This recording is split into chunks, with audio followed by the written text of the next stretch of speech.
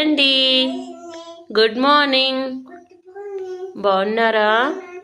నేను పొద్దున్నే లేచి బ్రష్ చేసుకొని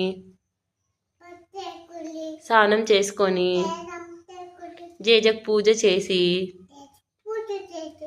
ఒక 1 అవర్ మీతో లైవ్లో మాట్లాడి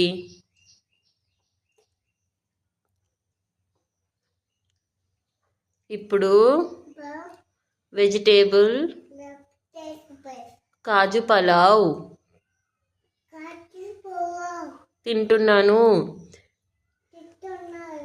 మరి మీరేం తిన్నారు?